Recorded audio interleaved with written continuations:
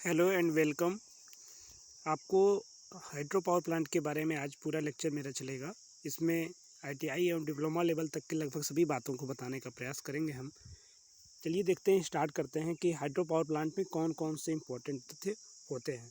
यहाँ पर देखिए फिगर में आपको हाइड्रो पावर प्लांट का ओवरव्यू दिखाया गया है, जो कि एक बार पहले ही आपको हम भेज चुके हैं।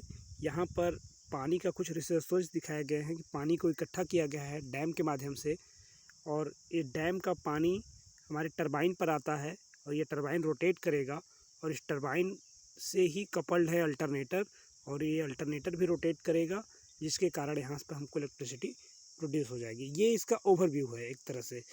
अब इसको हम लोग विस्तार से देखेंगे कि कौन कौन सी चीज़ें और लगेंगी हाइड्रो पावर प्लांट में, यानी कि पानी से बिजली बनाने के लिए कौन कौन सी चीज़ें की आवश्यकता होती है। इस चैप्टर में पूरी चीज़ों को हम लोग देखेंगे।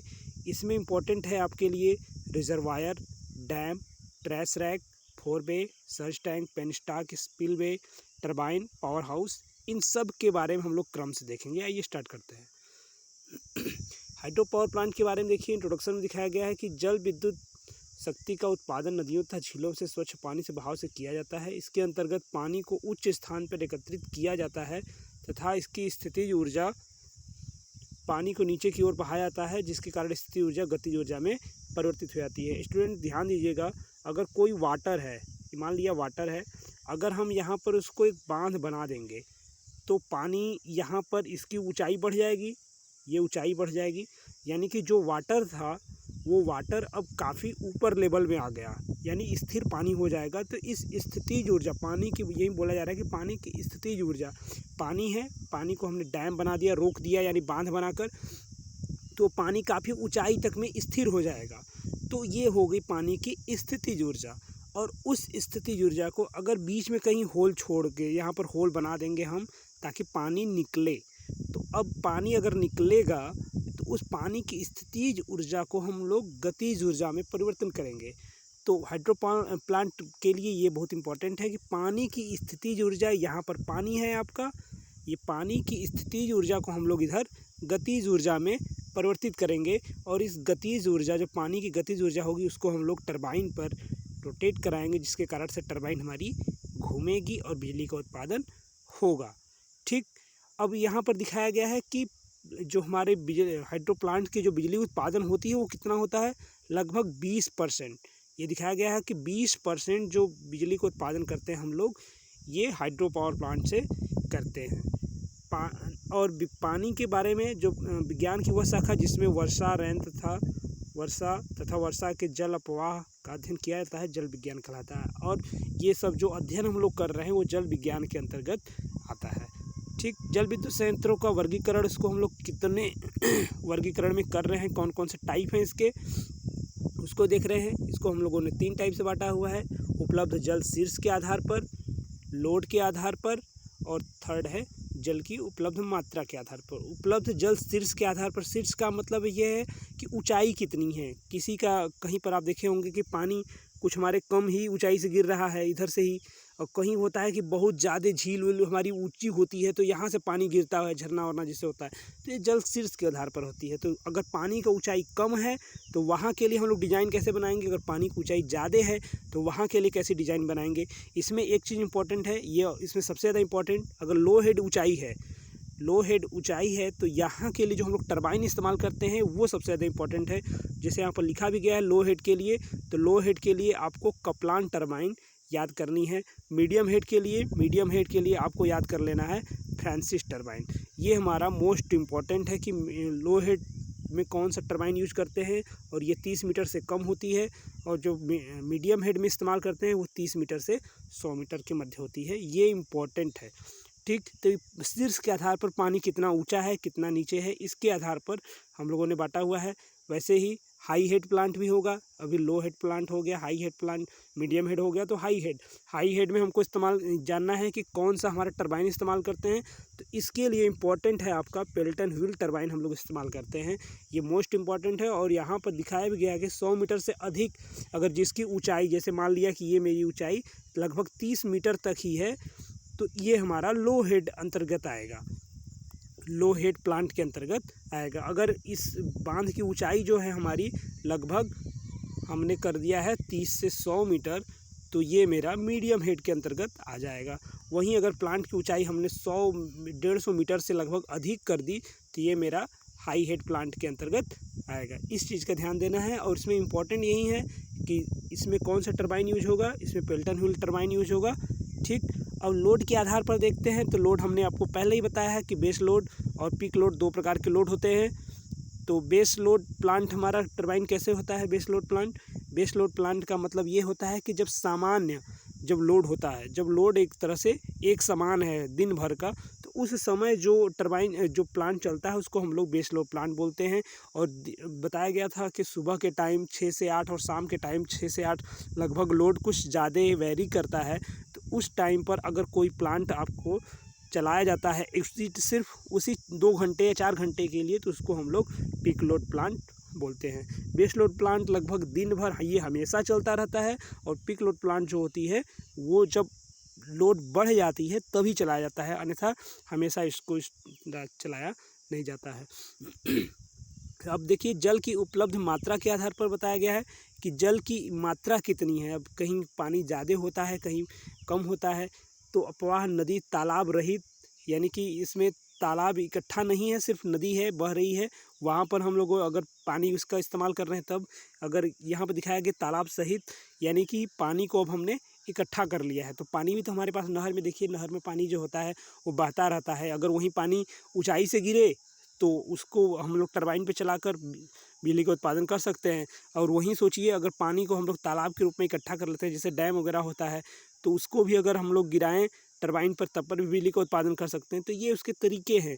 अब देखिए, उसी में देखा गया यहाँ पर जलाशय युक्त संयंत्र, जलाशय युक्त यानी कि अब हमने उस पानी के जो तालाब सहित है उसको हम लोग बड़ा सा जलाशय डैम के रूप में इस्तेमाल कर रहे हैं। तो ये चीज़ उसके लिए अब है पंप स्टोरेज, यानी कि एक पंप के माध्यम से हम लोग टरबाइन को चलाएंगे। तो उसके लिए इन सब से इम्पॉर्टेंट है स्टूडेंट, आपको ये सब तो दिखाया जा रहा है, लेकिन इससे इम्पॉर्टेंट है इसका ओवरव्यू, जो आपको अब दिखाने वाले हैं कि कैसे हाइड्रो प्लांट में क्या क्या चीज़ें होती हैं और कैसे हम लोग उसका इस्तेमाल करते हैं। देखिए, यहाँ पर हाइड्रो प्लांट के बारे में आपको ओवरव्यू दिखाया गया है। ओवरव्यू में सब चीज़ें को अच्छी तरीके से देख लीजिए। यहाँ पर दिखाया गया है कि जल विद्युत संयंत्र की रूपरेखा, यानी कि उसमें लगने वाले सभी चीज़ों को यहाँ पर दिखाया गया है। ये देखिए, ये है आपका, यहाँ पर दिखाया गया है आपको, 1 मिनट, ठीक है। ये देखिए, आपको दिखाया गया है रिजर्वायर। रिजर्वायर का मतलब होता है कि जलाशय। जलाशय का तात्पर्य ये है कि जहाँ पर पानी इकट्ठा होता है उसको हम लोग जलाशय कहते हैं। जो पानी इकट्ठा है उसको हम लोग जलाशय कहते हैं। ये देखिए, अब यहाँ पर ये जाली टाइप का दिख रहा होगा, इसको बोलते हैं ट्रैश रैक। ट्रैश रैक का मतलब होता है कि कचरा हटाने वाला, ठीक है। जलाशय का मतलब जल हमने इकट्ठा कर लिया। ट्रैश रैक का मतलब कि जाली एक तरह से। तो अभी इधर जो पानी है, पानी में कई सारे कच्चे प्लास्टिक के टुकड़े होते हैं, कपड़ा होता है। तो अगर हम लोग बांध बना रहे हैं तो हमको जहाँ से पाइप लगानी है जो उसके पानी के लिए, तो उसके पहले हम लोग लगा देते हैं एक ट्रैश रैक। ट्रैश रैक का मतलब है कि जाली एक तरह से। तो वो जाली लगा देते हैं ताकि हमारा आगे जो पानी हम लोग पाइप में ले जाएंगे पानी, उसमें किसी प्रकार का कचरा ना आने पाए। और ये है बांध का काम है कि पानी को इकट्ठा करना। अगर कहीं पर आप बांध नहीं बनाते हैं तो पानी बह जाता है। तो बांध का काम है कि पानी को इकट्ठा करना ताकि पानी ऊंचाई तक एक जगह काफ़ी मात्रा में स्टोर होता है। इस बांध के कारण ये पानी यहाँ पर टिका हुआ है, वरना ये पानी आपका क्या होता है, यहाँ पर टिकता ही नहीं। उसके बाद देखिए, मैं आपको यहीं पूरा बता दे रहा हूँ, आगे लिखा भी यही सब चीज़ें हैं। ये डैम हो गया। डैम के बाद देखिए, ये जो पाइप लगी है, वाटर कैरिंग पाइप यहाँ पर आप देख रहे हैं, इसको बोलते हैं हम लोग पेनस्टॉक। यहाँ पर लिखा भी हमने है, ये है पेनस्टॉक। पेनस्टॉक का मतलब है कि वह पाइप जिसके माध्यम से पानी हम लोग, ये टरबाइन है आपका, यहाँ पर इस टरबाइन तक हम लोग ले आते हैं, वो पाइप हमारा कहलाता है पेनस्टॉक। अब पेनस्टॉक इसके अलावा देखिए, ये क्या है, सर्ज टैंक। ये फिगर में आपको नहीं दिखाएगी, इस वाले फिगर में सर्ज टैंक हमने यहाँ पर दिखाया है, मोस्ट इंपॉर्टेंट है सर्ज टैंक। सर्ज टैंक क्या करता है कि यहाँ से जो पानी जाएगा, इधर से जो पानी जा रहा है पाइप में, अगर पानी का प्रवाह कुछ ज़्यादा रहेगा या थोड़ा कम हुआ तो कभी हमारे पाइप फटने का चांसेस हो सकता है, यानी कि पेन स्टॉक फटने का चांसेस हो सकता है। तो एक सर्ज टैंक एक तरह से बस ये टैंक है, यहाँ पर ये अतिरिक्त जो पानी ओवर होगा, यहाँ से जो पानी जा रहा है, जो ओवर पानी होगा वो सर्ज टैंक में इकट्ठा हो जाता है। यानी कि यहाँ पर एक टंकी की तरह है, और टंकी में जैसे इधर पानी का ज़्यादा हो जाएगा तो ये टंकी अपने आप जो एक्स्ट्रा पानी होगा ऊपर भर जाएगा, और जब पानी इधर से कम आएगा तो जो पानी है, यानी कि ये टरबाइन को लगातार एक समान चाल से घुमाए रखने के लिए जो पानी कम हो रहा होगा वो सर्ज टैंक ऑटोमेटिक अपने अंदर से देकर उस टरबाइन को एक समान स्पीड पे चलाने का काम करेगा। और सर्ज टैंक का सबसे इम्पोर्टेंट काम है कि इसको लगाने से हमारा पेन स्टॉक ख़राब नहीं होता है। पेन स्टॉक हमारा यानी कि जो पाइप है वो फटने का चांसेस नहीं होता है। वाल्व हाउस क्या करता है? वाल्व हाउस के द्वारा हम लोग पानी को कंट्रोल करते हैं कि कितना पानी जाना चाहिए, कितना पानी नहीं जाना चाहिए। स्पिलवे देखिए किसको बोलते हैं? स्पिलवे यहाँ पर देखिए रिजर्वायर में हमने दिखाया हुआ है, एक अलग से रास्ता दिखाया हुआ है। इसका मतलब ये है कि जब हमारा कभी कभार देखते होंगे कि बांध टूटने के कगार पर आ जाती है कि अब बांध टूट जाएगा, इतना ज़्यादा पानी हो गया उसमें, तो उस समय हम लोग बांध के पीछे जो एक और हम लोग रास्ता बनाए होते हैं, इसको स्पिलवे को उमड़ मार्ग भी बोलते हैं हिंदी में। तो इसको हम लोग जलाशय के पीछे एक अलग से मार्ग बनाए होते हैं, और जो ओवर पानी होता है उसको हम लोग डायरेक्ट यहाँ से खोल देंगे इसको हम लोग, और ये पानी जो ओवर पानी होता है वो हमारा जलाशय से डायरेक्ट जहाँ पर प्रवाह हो रहा है उधर के साइड में निकल जाएगा। इससे हमारा जलाशय जो बांध है वो टूटने से बच जाता है। ठीक, अब देखिए इसी के बार लिखा हुआ है, आगे देखते हैं। देखिए जलाशय लिखा हुआ है, जलाशय का प्रमुख कार्य वर्षा ऋतु में जल भंडार करना होता है, शुष्क मौसम में सप्लाई करना होता है। देखिए जलाशय, ये रिजर्वायर के बारे में बताया गया है कि ये जल इकट्ठा करने होता है। नेक्स्ट बात दिखाया गया है, बांध का मुख्य कार्य पानी को रोककर वाटर लेवल हाइट बढ़ाना होता है ताकि पानी की क्षमता, जो जलाशय की क्षमता उसमें वृद्धि हो सके। देखिए बांध के बारे में बताया कि बांध लगाते हैं हम लोग तभी पानी ऊंचाई तक इकट्ठा होता है, वरना पानी ऊंचाई तक इकट्ठा नहीं हो पाता। ट्रैश रैक, कचरा रैक लिखा भी गया है, जिसमें कूड़ा करकट आदि प्रवेश न करने पाए, दिखा गया है यहाँ पर, तो इसीलिए हम लोग लगाते हैं।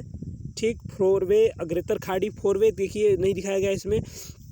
फोरवे का मतलब ये है कि ये जो जलाशय के किनारे का जो दिखाया गया है आपको साइड, ये ट्रैश रैक के आगे का जो हिस्सा है ये वाला, तो यहाँ पर हम लोग कुछ अधिक गड्ढा बना देते हैं, एक तरह से इसे गड्ढा बना देते हैं, या वहाँ पर कुछ पानी अतिरिक्त स्टोर करने के लिए यहाँ पर ज़्यादा जगह छोड़ा जाता है। ठीक, यहाँ पर गहराई की जाती है ताकि अगर इधर से पानी पर्याप्त मात्रा में न आए, कभी छन के न आ पाए, तो यहाँ पर इतना पानी रहे कि ये पेन स्टॉक को आराम से लगातार मात्रा में पानी उसको देता रहे। यानी टरबाइन हमारी एक समान चाल से चलनी चाहिए, इसलिए वहाँ पर हम लोग ये लगा देते हैं। ठीक है, इसको फोरवे अग्रतर खाड़ी यानी कि जो डैम है उसके पास में ही काफ़ी जगह बना देते हैं। ये देखिए आपको लिखा भी गया है इसमें, ये चीज़ फोरवे नियंत्रक जलाशय के रूप में कार्य करता है। प्लांट पर इलेक्ट्रिक लोड लो हो जाता है, कुछ समय के लिए वाटर स्टोर कर लेता है, यानी कि वाटर स्टोर करता है, वहाँ पर पानी हमारा इकट्ठा रहता है। ठीक है, नेक्स्ट देखिए सर्ज टैंक दिखाया गया है। सर्ज टैंक के बारे में बताया गया है आपको, पेन स्टॉक को बचाने का काम करता है। पेन स्टॉक यानी पाइप, जो अतिरिक्त ज़्यादा पानी होगा वो सर्ज टैंक में इकट्ठा हो जाता है। देखिए लिखा गया, वह खुला टंकी छोटा जलाशय जिसमें टरबाइन की स्पीड अचानक रुक जाने पर पेन स्टॉक पर वाटर हैमरिंग करता है। इस क्रिया को दूर करने के लिए पेन स्टॉक पर टरबाइन तथा डैम के बीच में इसको लगाया जाता है। पेन स्टॉक पर टरबाइन तथा डैम के बीच में लगाया जाता है। देखिए पेन स्टॉक पर टरबाइन तथा डैम के बीच में लगाया जाता है। ये देखिए, ये हो गया आपका डैम और ये हो गया आपकी टरबाइन, तो इसके बीच में हम लोग इस सर्ज टैंक को लगाते हैं, ये चीज़ बताया गया है। ठीक, और सर्ज टैंक का काम क्या है? ये पाइप को फटने से बचाने के लिए, पाइप यानी कि पेन स्टॉक। ठीक, और अतिरिक्त जो पानी की कमी होगा उसको ये पूर्ति उसका ये करेगा। ठीक है, अब देखिए स्पिलवे के बारे में बताया गया है। स्पिलवे के लिए बताया है कि जो बाढ़ की स्थिति होती है जिसमें पानी हमारा बांध टूटने वाली कंडीशन होता है, तो बांध के पीछे की आवश्यकता से जल से अधिक एकत्रित हो जाता है, जिससे बांध को खतरा हो जाता है। स्पिलवे की सहायता से अधिक पानी तथा पानी के ऊपर तैरने वाला द्रव्य बाहर निकल जाता है। यानी स्पिलवे के माध्यम से जो अतिरिक्त ज़्यादा पानी होता है उसको हम लोग बाहर निकाल देते हैं। ये देखिए एक पेज में आपको लगभग सब चीज़ दिखाने का प्रयास है कि क्या होता है क्या नहीं। यहाँ पर देखिए बांध दिखाया गया है, ये बांध है, ठीक। बांध से ही वही चीज़ है, आपका ओवरव्यू ये भी है, इसको अपने हाथ से बनाया गया है। ये आपका पेन स्टॉक है, यहाँ पर पावर हाउस है जिसमें टरबाइन घूमती है, ये वाल्व हाउस है, ये सर्ज टैंक है। हाइड्रो प्लांट में सब चीज़ आपको हो चुका है। इसकी मुख्य क्या क्या विशेषताएं हैं इसको हम लोग देखते हैं। तो विशेषताएं इसकी क्या क्या हैं? हाई इनिशियल कास्ट, यानी कि हाइड्रो प्लांट बैठाने में जो शुरुआती खर्च होता है वो बहुत ज़्यादा होता है। तो हाई इनिशियल कास्ट यानी कि स्थापना करने में जो खर्च होता है वो ज़्यादा होता है। लो रनिंग कास्ट यानी कि चलाने में, उसको लगातार मेंटेनेंस रखने में वो कास्ट कम होता है। देखिए स्थापना खर्च क्यों होगा ज़्यादा? क्योंकि इसमें बहुत ही ज़मीन लग जाती है, करीब बहुत गांव इसमें आ जाते हैं। जलाशय इसके बनाने में आप अगर कोई वही बांध देखे होंगे तो इतना लंबा चौड़ा होता है कि उसमें कई कई गांव उसमें से हटाया गया होता है, तब जाकर वो बांध बना होता है। इसलिए इसमें खर्च बहुत ज़्यादा होता है। लेकिन रनिंग कास्ट इसलिए है क्योंकि पानी कोई आपका डीजल पेट्रोल तो है नहीं कि आप खरीद रहे हो, वो तो जलाशय में हमने एकत्र कर लिया है, उसके बाद टरबाइन चलाकर आप लगातार यूज कर रहे हो। तो इसमें खर्च इसलिए नहीं है। क्लीन है, साफ़ सुथरा होता है, वेरी लो पॉल्यूशन, तो इसमें पॉल्यूशन नहीं होता है। फ्यूल कास्ट इसमें कुछ नहीं है। तो ये इसके फ़ायदे हैं, दिखाया गया है। इसमें तो आपको दो ये पूछता है, ऊपर का दो पूछता भी है कि हाई इनिशियल कास्ट किसका होता है, तो हाइड्रो प्लांट का, और लो रनिंग कास्ट भी हाइड्रो प्लांट के बारे में होता है। आपको हमने बताया था कि हाई हेड, लो हेड और मीडियम हेड के बारे में, कि अगर लो हेड रहता है तो कौन से टरबाइन इस्तेमाल करते हैं, हाई हेड है तो कौन से इस्तेमाल करते हैं। ये इसके लिए आपको एक हम ट्रिक भी बता दे रहे हैं। ट्रिक ये है हमारा कि लो हेड से हमारा स्टार्ट होगा, जिसे है कि कल्पना को फंसाओ फिर पलटवार करो। कल्पना को फंसाओ फिर पलटवार करो, ठीक, पलटवार करो। इसमें देखिए ट्रिक हमारा क्या है। कल्पना का मतलब ये है कप्लान, फंसाओ का मतलब है फ्रांसिस, और पलटवार का मतलब है पेल्टन व्हील। तो कल्पना का मतलब हमारा हो गया लो हेड के लिए। यहाँ पर देखिए आपको 60 फिगर में दिख रहा होगा, कप्लान लिखा हुआ है, low head high discharge, most important है, बहुत ही एग्ज़ाम में पूछता है। तो आप यह ट्रिक याद कर लीजिए कि कौन सा लो हेड में इस्तेमाल करते हैं, कौन सा हाई हेड में इस्तेमाल करते हैं, कौन सा मीडियम हेड में। तो उसके लिए हमने ट्रिक बनाया हुआ है कि कल्पना को फंसाओ फिर पलटवार करो। कल्पना का मतलब कप्लान, जो इस्तेमाल होता है लो हेड हाई डिस्चार्ज में। फंसाओ का मतलब होता है फ्रांसिस, जो मतलब है मीडियम हेड मीडियम डिस्चार्ज में। और पलटवार का मतलब है पेल्टन व्हील टरबाइन, और जो इस्तेमाल करते हैं हम लोग हाई हेड और लो डिस्चार्ज में। इसकी ऊंचाई भी याद करनी है आपको, वहाँ पर लिखा भी गया था। जो लो हेड है 30 मीटर से कम होता है, ठीक, ये मोस्ट इम्पॉर्टेंट है। लो हेड जो टरबाइन होती है 30 मीटर से कम होता है। जो मीडियम हेड इस्तेमाल होती है, यहाँ पर अलग अलग आंकड़े लिखे होते हैं, लेकिन 30 मीटर से ज़्यादा 150 मीटर से कम, या 30 मीटर से ज़्यादा 200 मीटर से कम, ऐसे लिखा होता है। जो हाई हेड है वो आपका 200 मीटर से अधिक का दिखाया गया है, ठीक है। तो इस ओवरव्यू में लगभग आपको सब चीज़ बताया जा चुका है। अब देखिए दिखा रहा है कि टेल रेस क्या होता है। टेल रेस आपका जो बांध, जो टरबाइन को हम लोग पानी गुजारते हैं, जो टरबाइन की पानी अब वो हमारा वेस्टेज थोड़ी जाएगा, उसको हम लोग एक नहर के माध्यम से आगे भेज देते हैं। तो वो जो पानी निकलता है उसको हम लोग बोलते हैं टेल रेस। वाटर टरबाइन देखिए बताया गया है आपको। वाटर टरबाइन हमारे 3 प्रकार के होते हैं, पेल्टन व्हील, फ्रांसिस, कप्लान। इसके बारे में बता दिए कि ये पेल्टन व्हील जो है हमारा कहाँ इस्तेमाल करेंगे, हाई हेड टरबाइन में। कप्लान जो कहाँ इस्तेमाल होगा, लो हेड में। फ्रांसिस कहाँ होगा, मीडियम हेड में, ठीक। तो ये आपको मोस्ट इम्पॉर्टेंट है आपके लिए। पेल्टन व्हील टरबाइन देखिए कैसे काम करता है। यहाँ से हम लोग नोजल के माध्यम से, यहाँ पर देखिए पानी आता है, ठीक। ये जब पानी आएगा इसमें, देखिए कैसे काम करता है।